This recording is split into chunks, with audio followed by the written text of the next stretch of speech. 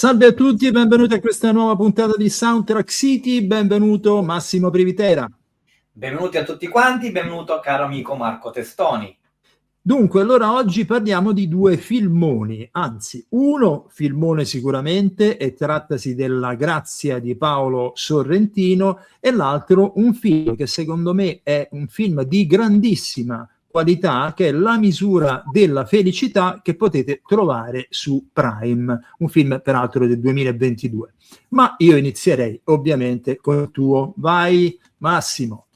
Allora, lo troviamo, il nuovo film di Paolo Sorrentino, ovviamente al cinema, La Grazia, con Tony Servillo e Anna Ferzetti, un'accoppiata padre e figlia nel film a dir poco straordinaria, ma anche tutto il contorno attoriale, non dico secondario, ma perché nei film di Sorrentino tutti gli attori, anche quelli minori, sono primari, perché hanno una loro valenza. In questo caso si trattasi della storia del nostro Presidente della Repubblica, un personaggio inventato, in questo caso specifico si chiama Mariano De Santis, quasi lì per andare in pensione alla fine del suo mandato, che si trova, grazie anche all'aiuto della figlia che gli fa da collaboratrice, a fine mandato si trova davanti a questi due dilemmi: dare la grazia a due persone accusate di omicidio, un uomo e una donna, e decidere a chi effettivamente concederla, e soprattutto firmare la legge che legalizzerebbe l'eutanasia. Allora, come sempre, la cosa che rimane più impressa nei film di Sorrentino, che sono sempre scritti con una grandissima efficacia, con battute folgoranti che rimangono veramente dentro l'anima dello spettatore, è la colonna sonora. In questo caso non vi è una colonna sonora originale, come capita spesso in tutti i film di Sorrentino, ma scelta dal regista stesso ad accompagnare determinati momenti, determinate pagine visive. In questo caso, come era successo anche nel film Loro, quello su Berlusconi, ma anche in È stata la mano di Dio, in alcuni momenti c'è un uso predominante di musica elettronica, di musica tecno-elettronica, di cui lui ha estrapolato alcune cellule, alcuni passaggi ritmici, come a diventare dei leitmotiv del protagonista, soprattutto del Presidente della Repubblica, Tony Servillo, quando fuma e pensa alla moglie Aurora. Ma la cosa bella del film di Sorrentino qual è?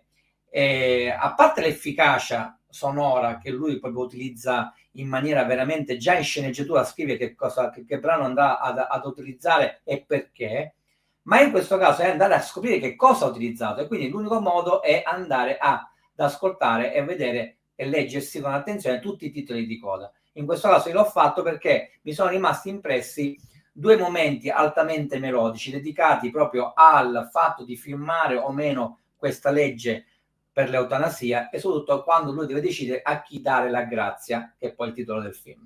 E allora sono due pezzi meravigliosi, l'ho scoperti ovviamente andando a guardare i titoli di coda, aspettandoli, e uno è quello di Ryuichi Sakamoto che si chiama Aurora, pezzo bellissimo per violoncello e violino, ma soprattutto quello che deve diventare sorta di tema del rapporto, non solo del fatto della legalizzazione dell'eutanasia, ma del rapporto padre-figlia, quindi Servillo Ferzetti, è quello di Johansson, che spero di pronunciare bene, che è A Sparrow Alighted upon Our Shoulder.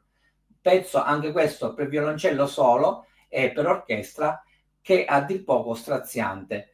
Poi ci sono altri pezzi anche tipo di Gregson, canzoni, come sempre, però quelli che rimangono veramente impressi sono queste due pagine di Sakamoto e Johansson. È un film che io veramente consiglio di andare a vedere al cinema, ed è un film che tocca molte corde emotive, come sempre in Sorrentino lascia parecchie domande, che poi sta a noi dare una risposta o meno. Beh, ma c'è, nelle corde di Sorrentino c'è anche la brillantezza, l'ironia da quel punto di vista. Voglio solo ricordare che il pezzo che hai citato prima, Aurora, in realtà è di Alba Noto e Ryuichi Sakamoto, quindi che in qualche modo Alba Noto è un po' l'erede di Sakamoto, ecco, in questo senso. Sì. Quindi lascio a te la parola con questo film, La misura della felicità, su Amazon Prime Video.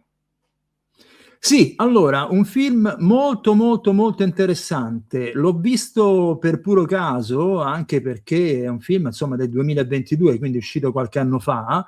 il titolo originale è The Storied Life of I.J. Fikry, ed è la storia di un libraio che vive in una piccola isola negli Stati Uniti. Vedi questa atmosfera provinciale molto intima, si conoscono tutti quanti. Questa vita del protagonista viene bruscamente scossa prima dalla morte della compagna e poi dall'arrivo di una bambina che scopre essere stata lasciata all'interno del suo negozio.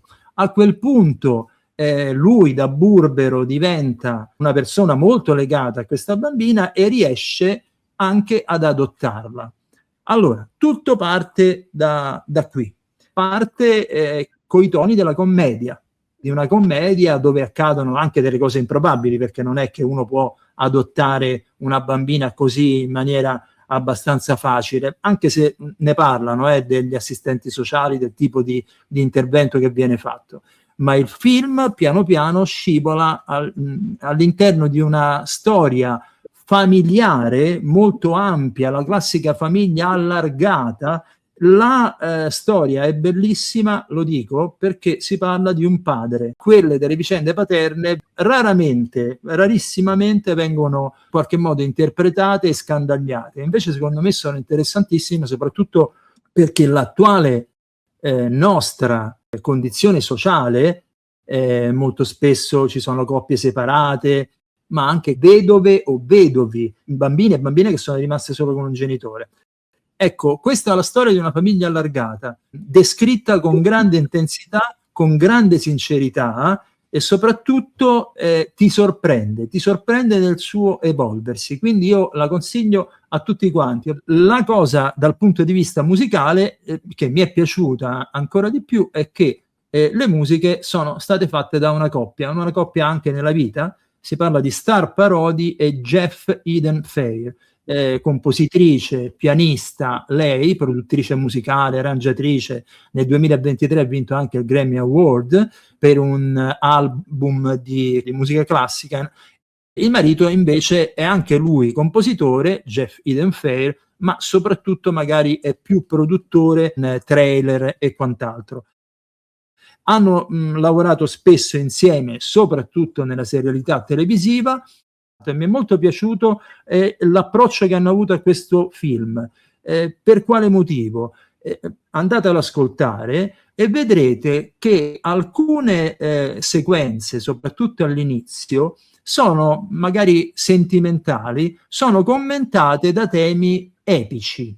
E dopo un primo momento in cui rimani un attimo spiazzato da tutto questo, anche perché non è fatto a livello macchiettistico, cioè si tratta di scollamenti minimi. Dopo un po' ti rendi conto che ci può stare. Si parla di un film dove l'utilizzo della musica è molto particolare, non nella scrittura della musica in sé, ma proprio nella collocazione temporale di dove viene inserita all'interno di un film. Quindi consiglio a tutti la visione della misura della felicità, sia per un motivo contenutistico, cioè proprio della trama, è veramente bella, toccante, intensa, ma anche ovviamente dal trattamento delle musiche. Bene, allora godetevi al cinema La grazia di Paolo Sorrentino e su Amazon Prime Video La misura della felicità. Buona visione. Alla prossima! Ciao!